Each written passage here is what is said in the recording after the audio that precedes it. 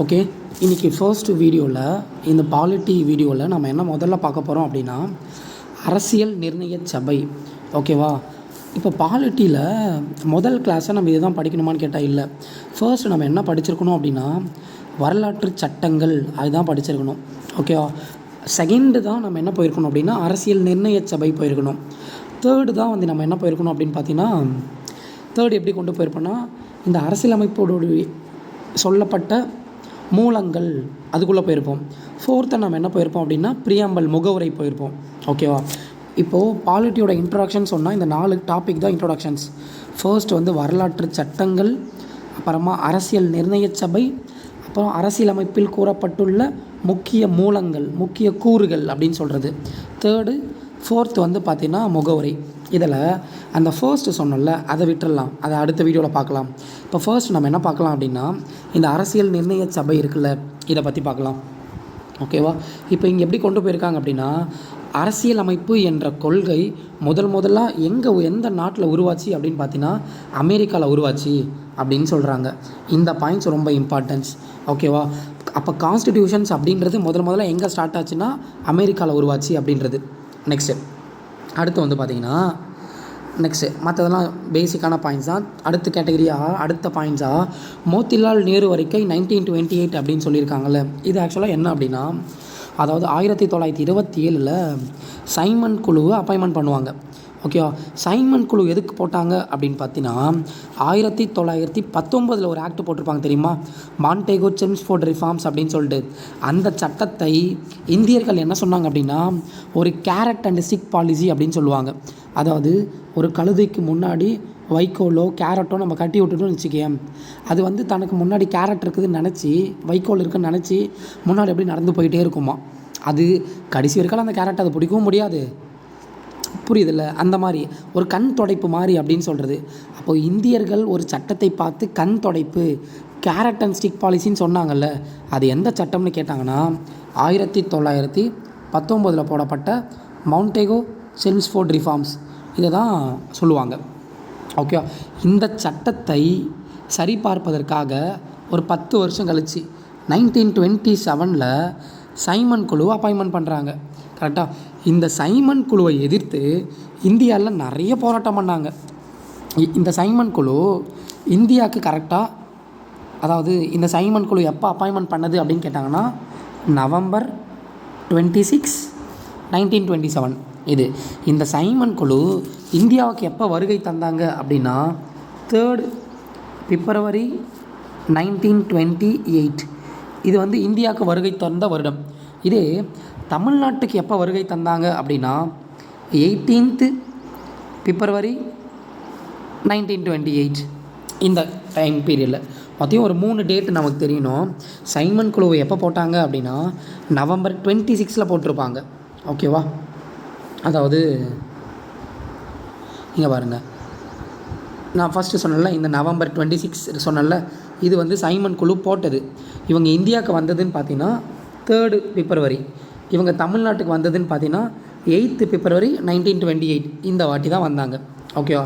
இப்போது இந்த சைமன் குழுவை எதிர்த்து நிறைய போராட்டங்கள் இந்தியாவில் நடந்துச்சுன்னு நம்ம சொல்கிறோம்ல, அந்த மாதிரி தான் இந்தியாவில் நிறைய போராட்டங்கள் நடந்துச்சு.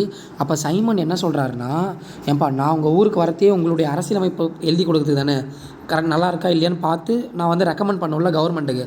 நீங்கள் என்னையே வேணான்னு சொன்னால் எப்படிப்பா, உங்களுக்கும் இந்தியர்களுக்கு அரசியலமைப்பு எழுதுறதுக்கான அறிவுலாம் இல்லைப்பா அப்படின்ற மாதிரி ஒரு ஸ்டேட்மெண்ட்டாக கொடுத்துருவார்.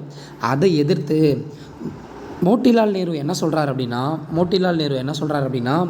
யார் சொன்னது எங்களுக்கு அறிவில்லைன்னு சொல்லி, எங்களுக்கு தேவையானதை நாங்களே எழுதிப்போம். புரிஞ்சுச்சா? எங்களுக்கு தேவையானதை வந்து நாங்களே எழுதிப்போம் அப்படின்னு சொல்லியிருப்பார் மோட்டிலால் நேரு. அந்த அடிப்படையில் 1928 மோட்டிலால் நேரு என்ன பண்ணுறாருன்னா ஒரு நேரு அறிக்கை ரிலீஸ் பண்ணுறாரு. ஓகேவா? இப்போ இந்த நேரு அறிக்கை, இப்போ கொஷின் எப்படி கேட்பாங்கன்னா நேரு அறிக்கை எந்த வருஷம் அப்படின்னு கேட்கலாம். ஓகேவா? ஒன்று டேட்டை வச்சு கேட்கலாம், இன்னொன்று எந்த வருஷம் அப்படின்னு சொல்லி 1928 கேட்கலாம். அடுத்து இதுக்கு ஒரு நல்ல பாயிண்ட்ஸ் ஒன்று இருக்குது. என்ன அப்படின்னா இது இந்தியர்களால் உருவாக்கப்பட்ட அரசியலமைப்பின் முன்மாதிரி அப்படின்னு சொல்லுவாங்க. இந்த செகண்ட் பாயிண்ட் பாருங்களேன், இந்தியர்களால் உருவாக்கப்பட்ட அரசியலமைப்பின் முன்மாதிரி என்று அழைக்கப்படுவது எதுன்னு கேட்டாங்கன்னா நேரு அறிக்கை. ஓகேவா. நெக்ஸ்ட்டு இந்த நேரு அறிக்கையில் ஒரு ட்ராபேக்ஸ் அப்படின்னு வச்சுக்கலாம். நேரு வந்து பார்த்திங்கன்னா அன்னைக்கு ஒரு முழுமையான சுதந்திரத்தை பற்றி கேட்டிருக்க மாட்டார். அதாவது டொமினியன் அந்தஸ்து தான் கேட்டிருப்பார். ஓகேவா. அது இங்கே இந்த இடத்துல இருக்கும் அந்த வார்த்தை. நேரு அறிக்கையில் என்ன மாதிரி கேட்டிருந்தார் அப்படின்னா இந்தியாவிற்கு டொமினியன் அந்தஸ்து தான் கேட்டிருந்தார் அப்படின்னு சொல்லுவாங்க. அதனால் ஜவஹர்லால் நேரு அப்படின்ற மாதிரியான யூத் இருப்பாங்க தெரியுமா, அவங்களுக்கு நேரு அறிக்கை பிடிக்கல. அதாவது மோட்டிலால் நேருவோட பையன் தான் ஜவஹர்லால் நேருன்னு வச்சுங்களேன். அவருக்கே வந்து பார்த்திங்கன்னா அவங்க அப்பா கொண்டு வந்த அறிக்கை மேலே பிடிக்கல. ஏன்னா நீங்கள் வெறும் டொமினியன் ஸ்டேட்டஸ் தானே கேட்குறீங்க, முழு சுதந்திரம் தான் நாங்கள் கேட்க சொன்னோம் அப்படின்னு சொல்லிட்டு. ஓகே. அடுத்து இதில் வந்து மோட்டிலால் நேரு அறிக்கையில் ஹிந்து முஸ்லீமுக்குன்னு சொல்லிட்டு தனித்தனி நாடை பற்றி அவர் கேட்டிருக்க மாட்டார். அதனால் முகமது அலி ஜின்னாக்கும் இது பிடிக்காது. ஓகேவா. அதாவது நமக்கு ஜவஹர்லால் நேருக்கு பிடிக்காமல் போனதுக்கு ரீசன் வேறு, முகமது அலி ஜின்னாக்கு பிடிக்காமல் போனதுக்கு ரீசன் வேறு. ஓகேவா. இந்த நேரு அறிக்கையை எதிர்த்து முகமது அலி ஜின்னா என்ன பண்ணுவார்னா 14 அறிக்கை ரிலீஸ் பண்ணுவார். ஓகேவா. ஞாபகம் வச்சுக்கலாம். 14 பாயிண்ட் ப்ரோக்ராமை ரிலீஸ் பண்ணது யாருன்னா முகமது அலி ஜின்னா. எதற்கு ஆப்போசிட்டாக அவர் ரிலீஸ் பண்ணார் அப்படின்னா மோத்திலால் நேரு அறிக்கைக்கு ஆப்போசிட்டாக அவர் ரிலீஸ் பண்ணார் அப்படின்னு சொல்கிறோம். ஓகேவா. நெக்ஸ்ட்டு அடுத்ததாக எப்படி கொண்டு போகிறாங்க அப்படின்னா அரசியலமைப்பு கண்டிப்பாக ஏற்படுத்தப்பட வேண்டும் அப்படின்னு சொல்லிட்டு முதலாக ஒரு குரல் கொடுத்தவர் யாருன்னா எம்என் ராய். எந்த வருஷம்னா 1934 அப்படின்னு சொல்கிறாங்க. அது ஞாபகம் வச்சுக்கலாம். அடுத்து இந்திய தேசிய காங்கிரஸ் எப்போ அரசியல் நிர்ணய சபையை பற்றிலாம் பேசுனாங்க அப்படின்னா 1935 என்ன பண்ணிட்டாங்கன்னு வச்சுக்கலாம். இந்திய தேசிய காங்கிரஸில் வந்து பார்த்திங்கன்னா அரசியல் நிர்ணய சபைக்கு லைட்டாக பற்றி பேச ஆரம்பிச்சிட்டாங்க. ஓகேவா. இது கிளியர் கட்டாக எங்கே தெரிஞ்சிச்சு, 1936 இந்திய தேசிய காங்கிரஸோட தேர்தல் அறிக்கையில் அரசியல் நிர்ணய சபை உருவாக்கப்பட வேண்டும் அப்படின்னு சொல்லியிருந்தாங்க. ஞாபகம் வச்சுக்கலாம். எந்த வருஷம் வெளியிட்ட தேர்தல் அறிக்கையில் அவங்க ரிலீஸ் சொன்னாங்க அப்படின்னா 1936 நடந்த வெளியிட்ட தேர்தல் அறிக்கையில் அரசியல் நிர்ணய சபை உருவாக்கப்பட வேண்டும் அப்படின்னு அவங்க சொல்லியிருந்தாங்க. அடுத்து 1937 ஃபாசிப்பூர் அப்படின்ற இடத்துல ஐஎன்சியோட மாநாடு நடந்துச்சு. எப்போது 1937 ஃபாசிப்பூர் மாநாடு. ஓகே. அந்த மாநாட்டில் அவங்க என்ன சொல்லியிருப்பாங்கன்னா அரசியலமைப்பு கண்டிப்பாக ஏற்படுத்தப்பட வேண்டும் அப்படின்னு சொன்னாங்க. புரிஞ்சிச்சா. அதாவது எந்த தேர்தல் அறிக்கைன்னு சொன்னாங்கன்னா 36 நடந்த தேர்தல் அறிக்கையில் அவங்க சொல்லியிருந்தாங்க. அதன்படி 1937 ஐஎன்சியோட மாநாட்டில் ஃபாசிப்பூர்லேயே அவங்க என்ன சொன்னாங்கன்னா அரசியலமைப்பு கண்டிப்பாக ஏற்படுத்தணும் அப்படின்னு வலியுறுத்தினாங்க. ஓகேவா. நெக்ஸ்ட்டு அடுத்து ஜவஹர்லால் நேரு 1938 என்ன சொல்கிறார் அப்படின்னா அதாவது இந்தியாவில் வயது வந்தோருக்கு வாக்குரிமை கண்டிப்பாக தரணும். ஓகேவா. அதாவது கிளியராக எப்படி சொல்கிறேன் அப்படின்னா ஓட்டு போட்டு இந்திய மக்கள் இருக்காங்கள்ல, அதாவது ஃபாரின்காரங்களோட துணை உதவி இல்லாமல் இந்தியர்களால் ஒரு ஓட்டு போட்டு வாக்கு அளித்து ஓகேவா தேர்ந்தெடுக்கப்பட்ட நபர்களை கொண்டு அரசியல் நிர்ணய சபை உருவாக்கப்பட வேண்டும் அப்படின்னு ஒரு அறிக்கை சப்மிட் பண்ணுறாரு காங்கிரஸ் கிட்ட. ஏன்பா மக்கள்கிட்டலாம் ஓட்டு போட்டு சில மெம்பர்ஸ் எல்லாம் செலக்ட் பண்ணாங்கப்பா, அவங்கள வச்சு அரசியல் நிர்ணய சபை வந்து ஏற்படுத்தலாம் அப்படின்னு சொன்னது யாருன்னா நேரு. எப்போது 1938 சொல்கிறாரு. ஓகே. இந்த ஆர்டர் முக்கியம். தேர்தல் அறிக்கைனா 36, ஃபாசிப்பூர் மாநாடு 37. ஜவஹர்லால் நேரு எப்போ அரசியல் நிர்ணய சபை வேணும்னு சொன்னார்னா 38 சொன்னார். ஓகேவா. அது ஞாபகம் வச்சுக்கலாம். நெக்ஸ்ட்டு ஆகஸ்ட் நன்கொடை. நமக்கு தெரியும்ல ஆகஸ்ட் நன்கொடை அப்படின்றது லின்லித்தோ பிரபுகளில் அவர் சொன்னார். எந்த வருடம் எந்த ஆண்டு அது ரிலீஸ் பண்ணப்பட்டதுன்னா ஆகஸ்ட் 8, 1940 அது ரிலீஸ் பண்ணப்பட்டது. அந்த ஆகஸ்ட் நன்கொடையில் லின்லித்தோ பிரபு என்ன சொல்லியிருப்பார் அப்படின்னா இந்தியாவிற்கு டொமினியன் அந்தஸ்து வழங்கப்படும் அப்படின்னு சொல்லியிருப்பார். அடுத்து இந்தியாவிற்கு இந்தியர்கள் விரும்புகின்ற அரசியல் நிர்ணய சபையும் ஏற்படுத்தப்படும்னு சொல்லிட்டு 2 முக்கியமான பாயிண்ட்ஸ் அவர் சொல்லியிருப்பார். ஒன்று என்ன டொமினியன் அந்தஸ்தை கொடுக்குறோம், இன்னொன்று அரசியல் நிர்ணய சபையை நாங்கள் ஏற்படுத்துகிறோம் அப்படின்னு சொல்லியிருப்பார். ஓகேவா. இப்போ இந்த ஃபர்ஸ்ட் பேஜில் நம்ம எப்படி கொண்டு போனோம் அப்படின்னா எந்த நாட்டில் முதல்ல அரசியல் நிர்ணய அதாவது அரசியலமைப்பு எழுதப்பட்டது அப்படின்னா அமெரிக்கா அப்படின்னு சொல்லியிருப்போம். நேரு அறிக்கையை பற்றி பார்த்துருப்போம். நேரு அறிக்கைக்கு முன்னாடி சைமன் குழுவை பற்றி பார்த்துருப்போம். சைமன் குழு எப்போ இந்தியாவில் அப்பாயின்மெண்ட் பண்ணாங்க அப்படின்னா நவம்பர் 26. அவங்க எப்போ இந்தியாவுக்கு வந்தாங்கன்னா பிப்ரவரி 3 தமிழ்நாட்டுக்கு எப்போ வந்தாங்கன்னா பிப்ரவரி 18. ஓகே. அந்த மாதிரி பார்த்தோம். இந்திய தேசிய காங்கிரஸுக்கு அதுக்கப்புறம் எம்என் ராய் 1934 அரசியல் நிர்ணய சபை வேணும்னு சொல்லியிருப்பார். அவர் வந்து பார்த்திங்கன்னா ஒரு கம்யூனிஸ்ட்வாதி. ஓகேவா. அதாவது ஒரு கம்யூனிஸ்டுடைய முன்னோடி தான் என்ன பண்ணுறாரு அப்படின்னா முதலாக இந்தியாவிற்கு ஒரு அரசியல் நிர்ணய சபை ஏற்படுத்தப்பட வேண்டும் அப்படின்னு சொல்லியிருப்பார். நெக்ஸ்ட் அப்புறம் காங்கிரஸை பற்றி லைட்டாக கம்பேர் பண்ணும்போது 36 தேர்தல் அறிக்கையில் சொல்லியிருப்பாங்க. 37 நடந்த ஃபாசிப்பூர் மாநாட்டில் அதை சொல்லியிருப்பாங்க. ஓகேவா, வலியுறுத்தியிருப்பாங்க. 1938 ஜவஹர்லால் நேருவுமே என்ன பண்ணியிருப்பாருன்னா, வயது வந்தோர் அடிப்படையில் தேர்ந்தெடுக்கப்பட்ட உறுப்பினர்களை கொண்டு அரசியல் நிர்ணய சபை உருவாக்கப்பட வேண்டும் அப்படின்னு சொல்லியிருப்பார். நெக்ஸ்ட்டு ஆகஸ்ட் நன்கொடை. ஓகே, லின்லித்தோ பிரபுவால் உருவாக்கப்பட்டது, இந்தியாவிற்கு அளிக்கப்பட்டது. எந்த தேதினா ஆகஸ்ட் 8, 1940. அதில் அவர் என்ன சொல்லியிருப்பாருன்னா, இந்தியாவிற்கு டொமினியன் அந்தஸ்து கொடுக்குறோம், நெக்ஸ்ட் அரசியல் நிர்ணய சபை நாங்கள் ஏற்படுத்துகிறோம்பா அப்படின்னு சொல்லியிருப்பாங்க. ஓகேவா. நெக்ஸ்ட்டு அடுத்து வந்து பார்த்திங்கன்னா 42 கிரிப்ஸ் தூதுக்குழு மார்ச் 22, 1942 சர் ஸ்டாட்ஃபோர்ட் கிரிப்ஸ் அப்படின்னு இருப்பார். அவருடைய தலைமையில் ஒரு 3 பேர் கொண்ட குழு வந்து இந்தியாவில் அப்பாயின்மெண்ட் பண்ணுறாங்க. எப்போது ஸ்டாட்ஃபோர்ட் அப்படின்றவர், ஓகே, சர் ஸ்டாட்ஃபோர்டு கிரிப்ஸ் அப்படின்றவர், ஸ்டாட்ஃபோர்டு கிரிப்ஸ் மார்ச் 22, 1942. ஓகேவா, 3 பேர் கொண்ட குழு. இந்த கிரிப்ஸ் தூதுக்குழுவும் என்ன சொல்கிறாங்க அப்படின்னா, அதாவது 2ஆம் உலகப் போருக்கு பின், ஓகேவா, கண்டிப்பாக நாங்கள் ஒரு அரசியல் நிர்ணய சபை ஏற்படுத்துகிறோம்னு சொன்னாங்க. ஆனால் எப்போன்னு சொல்ல, 2ஆம் உலகப் போர் முடிஞ்ச கொஞ்ச நாள்லேயேவா இல்லை ரொம்ப வருஷத்துக்கு அப்புறமா அந்த மாதிரி ஒரு தேதி சொல்லுவாங்க. நீங்கள் வெயிட் பண்ணுங்கப்பா, இந்த 2ஆம் உலகப் போர் முடியட்டோம்ப்பா, முடிஞ்ச பிறகு நாங்கள் ஏற்படுத்துகிறோம் அப்படின்னு சொன்னாங்க. ஓகேவா. நெக்ஸ்ட் வேறு என்ன பண்ணாங்கன்னா, கிரிப்ஸ் தூதுக்குழு வந்து பார்த்திங்கன்னா முஸ்லீம் லீக், அதாவது இந்தியா வந்து 2 நாடாக முஸ்லீம் லீக் கோரிக்கை விட்டுருந்தாங்க தெரியுமா. 1940 முஸ்லீம் லீக் என்ன பண்ணிடுச்சு அப்படின்னா, ஓகேவா, 1940 முஸ்லீம் லீக் வந்து பார்த்திங்கன்னா தனிநாடு கோரிக்கை விட்டுட்டாங்க. ஓகே, 42 வந்த கிரிப்ஸ் என்ன பண்ணிட்டாங்கன்னா அதை நிராகரிச்சிட்டாங்க.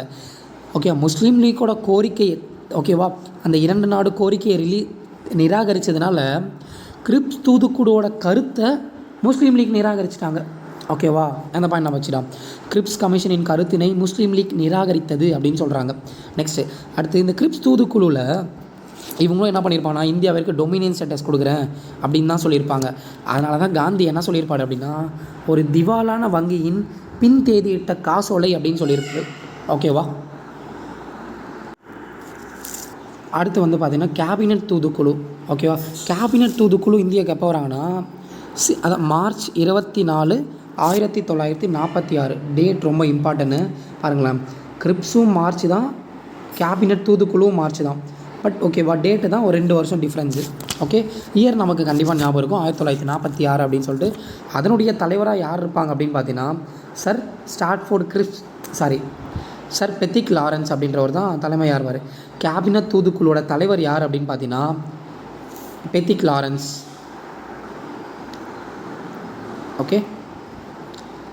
ஓகே சார், அதாவது கேபினட் தூதுக்குழுவ தலைவர் யாருன்னு பார்த்தீங்கன்னா பெத்திக் லாரன்ஸ். இதில் உறுப்பினர்கள் எத்தனை பேர் அப்படின்னா ஒரு 3 பேர் இருப்பாங்க. யாருன்னா கிரிப்ஸ் இருப்பார், அடுத்து ஏவி அலெக்சாண்டர் இருப்பார். ஓகேவா. இதுக்கு முன்னாடி பார்த்த கிரிப்ஸ் தூதுக்குழுவில் தலைவராக இருந்தார்ல, அவர் தான் சர் ஸ்டாட்ஃபோர்ட் கிரிப்ஸ். அவர் கேபினட் தூதுக்குழுவோட மெம்பராகவும் அவர் இருப்பார். ஓகேவா, இது ஞாபகம் வச்சுக்கலாம். அடுத்து இவங்க வந்து எந்த தேதியில் ரிப்போர்ட்டை சப்மிட் பண்ணாங்கன்னா, மே 16, 1946 ரிப்போர்ட்டை சப்மிட் பண்ணியிருக்காங்க. ஓகே, இந்த தேதி அவ்வளோ இம்பார்ட்டன்ட் இல்லை, பட் அவங்க அப்பாயின்மெண்ட் பண்ண டேட் இருக்குல்ல, அது ரொம்ப இம்பார்ட்டன்ட். மார்ச் 24, 1946 அப்பாயின்மெண்ட் பண்ணாங்க. ஓகேவா. நெக்ஸ்ட்டு இவங்க என்ன பண்ணாங்கன்னா, அரசியல் நிர்ணய சபை ஏற்படுத்துகிறோம் அப்படின்னு சொன்னாங்க. இவங்களுடைய பரிந்துரை அடிப்படையில் தான் இந்தியாவிற்கு அரசியல் நிர்ணய சபை ஏற்படுத்தப்பட்டது. ஓகேவா, இவங்களுடைய பரிந்துரை அடிப்படையில் தான் அரசியல் நிர்ணய சபை ஏற்படுத்தப்பட்டது. நெக்ஸ்ட்டு இப்போது இந்த கேபினட் தூதுக்குழு இருக்காங்களே, இவங்க வந்து 2 வேலை பண்ணாங்க இந்தியாவில். ஒன்று என்ன அப்படின்னா, இப்போ பாருங்களேன், இப்போ கேபினட் தூதுக்குழு வந்து இந்தியாவுக்கு 2 விஷயம் பண்ணாங்க.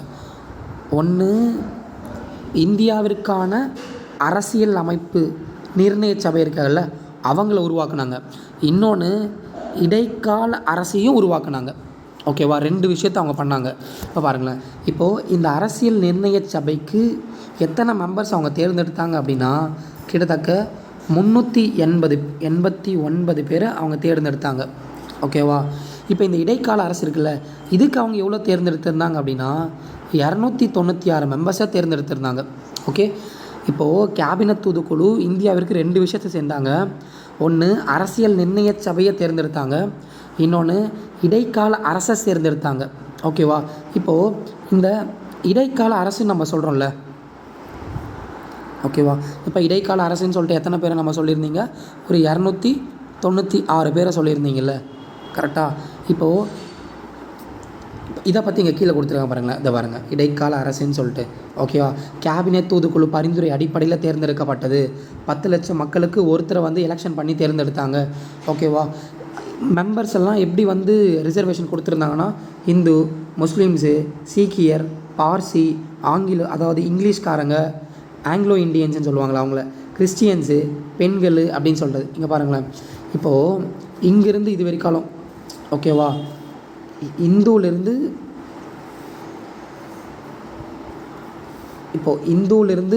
கிறிஸ்டியன் வரைக்காலும் ரிலீஜனை பற்றி பேசுவோம். இவங்கெல்லாம் ரிலீஜன் ஆஸ்பெக்டில் ஹிந்து, முஸ்லீமு, சீக்கியரு, பார்சி, ஆங்கிலோ இண்டியன்ஸு, கிறிஸ்டியனு, இந்த மாதிரி ஒரு 6 ரிலீஜனை பற்றி பேசுவோம். ப்ளஸ் பெண்களுக்கும் தனியாக இடஒதுக்கீடு கொடுத்தாங்க. டோட்டலாக இந்த 7 அடிப்படையில் 10 லட்சத்துக்கு ஒருத்தர் அப்படின்ற கணக்கில், ஓகேவா, 296 சீட்டு, 296 இங்கே கொடுத்துருக்குல்ல, 296 இடங்களை அவங்க தேர்ந்தெடுத்தாங்க. இந்த 296 அப்படின்றது என்னது? இடைக்கால அரசு. இந்த 296ல் எவ்வளோ வந்து காங்கிரஸ் ஜெயித்தாங்கன்னா, 208 வந்து காங்கிரஸ் ஜெயித்தாங்க.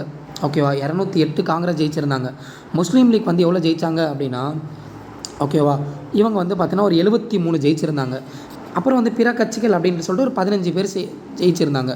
டோட்டலாக 296, 208 காங்கிரஸு, 73 முஸ்லீம் லீக்கு, 15 பிற கட்சிகள்.